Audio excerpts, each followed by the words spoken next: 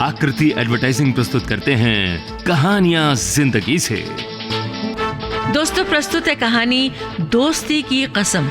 लेखिका हैं तृप्ति मिश्रा। रमेश और सुरेश दोनों बचपन के जिगरी दोस्त थे। दोनों ने ही अपना बचपन, जवानी और बुढ़ापा साथ में बिताया था। दोनों एक ही मोहल्ले में पले बढ़े थे और किस्मत से शहर के नगर निगम में दोनों ने जीवन भर बाबूगिरी में नौकरी की थी। रिटायरमेंट के बाद दोनों लंगोटिया यारों ने अड़ोस पड़ोस में घर बनाए थे और अब दोनों की उम्र 80 साल हो चुकी थी। सुबह से लेकर शाम तक दोनों अपनी दिनचर्या में एक दूसरे के साथ चाय और शक्कर जैसे घुले मिले थे। इनके कुछ और दोस्त भी थे जो समय के साथ भगवान को प्यारे हो गए। दोनों 80 साल से ऊपर हो चुके थे। तभी अचानक एक दिन सुरेश भी चल बसे। रमेश का अब इस पूरी दुनिया में कोई दोस्त नहीं रहा। वो अकेला रह गया। बड़ा उदास वो अपने दिन बिताया करता था। सुबह अनमने ढंग से उठकर दैनिक काम से निपटकर सो जाना, बस यही जीवन रह गया था। और अपने प्यारे दोस्त को अक्सर याद किया करता था। काश या तो मेरा दोस्त मेरे साथ होता या भगवान मुझे भी उसके साथ ऊपर उठा लेता। रमेश अपने दोस्त सुरेश के साथ वहां अक्सर मोहल्ले के बच्चों के साथ क्रिकेट भी खेला करता था। एक दिन हमेशा की तरह शाम को अपने पोते के साथ बाहर बरामदे में बैठा था और अपने जिगरी दोस्त सुरेश को याद कर रहा था। हे भगवान, काश मैं भी अपने दोस्त सुरेश के पास ही चला जाता। ये जीना भी कोई जीना है। काश सुरेश आकर मुझे ले जाता, ऊपर ही रहता और अपने सब दोस्तों के साथ रोज क्रिकेट खेलता। खैर हुई है वही जो राम रच रखा। क्या करूं, चुप हो जाता हूं। उस दिन रात में गहरी नींद में रमेश सोया हुआ था। अचानक चारों तरफ उजाला फैल गया। उसने चौंधियाती आंखों से देखा तो कमरे के दरवाजे पर सुरेश खड़ा था। रमेश पूरी तरह घबरा गया क्योंकि सुरेश को मरे महीना भर होने को आया था। फिर भी हिम्मत बांधकर उसने पूछा, कैसे हो सुरेश भाई? तुम तो मर चुके हो, यहाँ कैसे पहुंचे? सुरेश मुस्कुराया और बोला, डरो मत रमेश, मैं तुमसे मिलने आया हूँ।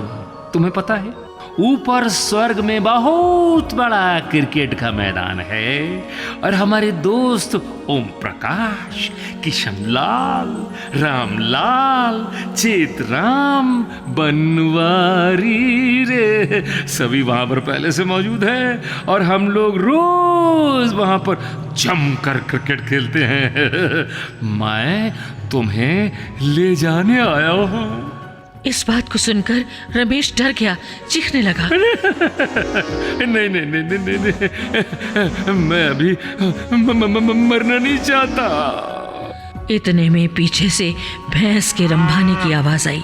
अपने भैंसे पर बैठे बड़ी बड़ी मूंछों में सींग वाला मुकुट लगाकर यमराज मुस्कुराते हुए चले आए।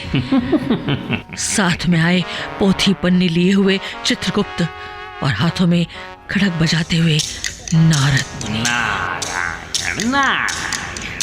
ये सब देख रमेश बिस्तर से कूदकर खड़ा हो गया। बोला, क्या आप सब लोग क्यों आए हो? नारद मुनि ने अपनी खड़क बजाई। नारायण नारायण। अरे बेटा, ऊपर तेरे सारे दोस्त क्रिकेट के मैदान में तेरा इंतजार कर रहे हैं। चल बच्चा चल। रमेश रोने लगा। नहीं, मैं मरना नहीं चाहता। क्यों? तू तो आज शाम को ही अपने पोते से बोल रहा था कि हे भगवान मुझे ऊपर बुला लो, मेरा एक भी दोस्त अब जिंदा नहीं है। ये सुनकर रमेश की तो जैसे घिघी बंद गई। मैं आपके पैर पकड़ता हूँ। जैसे ही उसने पैर पकड़े वैसे ही उसने अपनी पूंछ घुमाकर ये मारी कि वो सीधे वापस अपने बिस्तर पर जाकर धप से गिर गया। इतने में चित्रगुप्त बोले, बच्चे तेरे हिसाब में इतने ही दिन लिखे थे, अब तुझे चलना ही होगा। रमेश फिर चिल्लाया। नहीं नहीं, मुझे छोड़ दो, छोड़ दो, छोड़ दो, छोड़। पर यमराज के भैंसे ने उसे अपनी पूंछ में लपेटा और आड़ा लटका कर ले जाने लगा। छोड़ दो, छोड़ दो, अरे कोई बचाओ रे, कोई बचाओ रे मेरे को। पर किसी ने एक न सुनी। इधर सुरेश ने एक वायरलेस फोन निकाला और स्वर्ग में अपने दोस्त को फोन लगाया। हेलो बनवारी, क्रिकेट की पिच पानी मार के तैयार करो, मैं अपने टीम के कप्तान सुरेश को लेकर आ रहा हूँ थोड़ी देर में। इतना सुनकर पूंछ में लटका सुरेश चिल्लाने लगा। अरे छोड़ दो, छोड़ दो, मैं नहीं मरना चाहता, अरे मैं कोई क्रिकेट नहीं खेलना चाहता, मैं यही रहूंगा, यही रहूंगा, मुझे रमेश के पास नहीं जाना। पर भैंसा उड़ने लगा और बादलों को पार करता हुआ यमराज के दरबार में पहुंच गया। वहां पर जमीन पर पड़े एक गद्दे पर उसने रमेश को पटक दिया। भैंसे की पूंछ में लटक कर आने में रमेश बुरी तरह थक गया था। कमरे में उसके सभी दोस्त उसका इंतजार कर रहे थे। सभी ने उसे गले से लगा लिया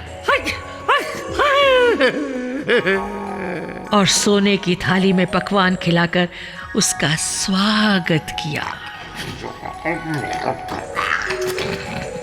खा पी कर सभी लोग एक बड़े से कमरे में लाइन से लगे बिस्तर पर सो गए।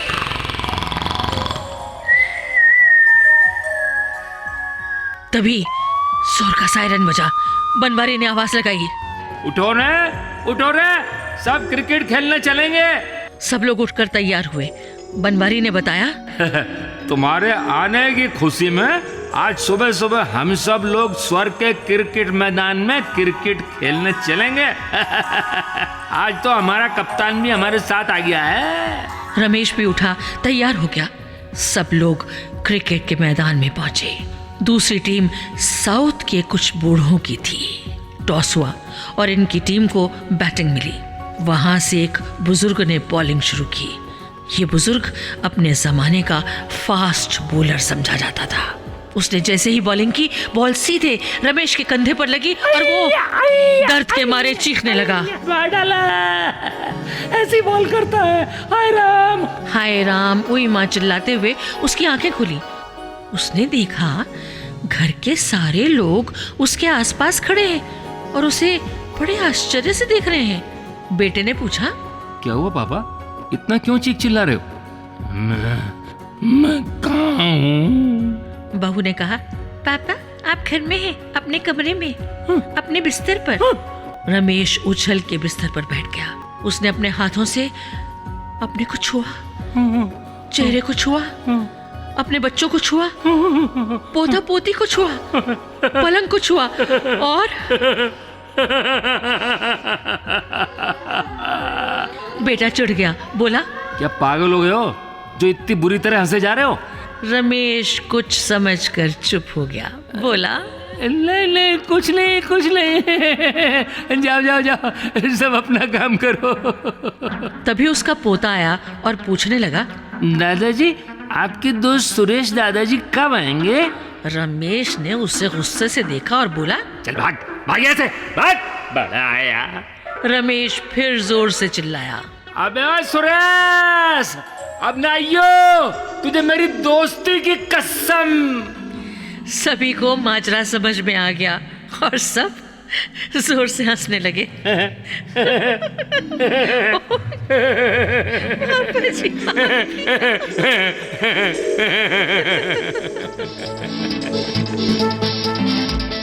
दोस्तों, आपने सुनी आकृति एडवर्टाइजिंग की प्रस्तुति कहानियां जिंदगी से। इस क्रम में कहानी का शीर्षक था दोस्ती की कसम। हम उम्मीद करते हैं कि आपको हमारी कहानी जरूर पसंद आई होगी। पसंद आने पर लाइक करें और हाँ, अगर आपने चैनल को सब्सक्राइब नहीं किया है तो आप जल्दी से चैनल को सब्सक्राइब करें और बेल आइकन के बटन को जरूर दबाएं ताकि हमारी आगे आने वाली नई नई कहानियों की नोटिफिकेशन आपको सबसे पहले मिलती रहे। धन्यवाद।